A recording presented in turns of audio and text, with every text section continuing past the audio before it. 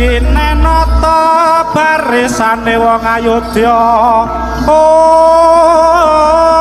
tumbak pedang tanpa tinata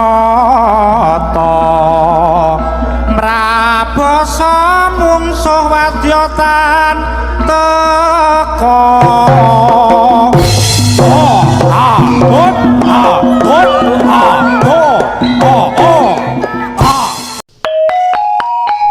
Geger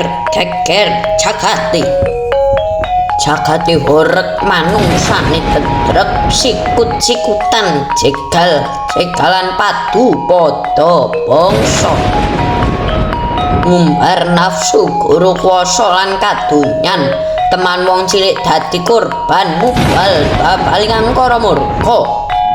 sebab olah pakartine cipta rasa wesical saka dasar kautaman temakang subur ngembaka watak cindra budine nista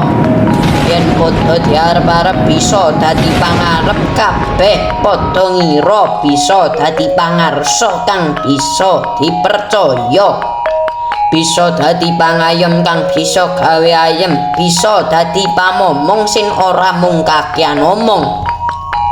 nanging jebul merucut saka gembolan bebasan mung pinter guneman tanpa kasunyatan wong cilik kinarya ancik-ancik golek kamulyan lali yen duwe kewajiban ngayomi nusa bangsa lan negarane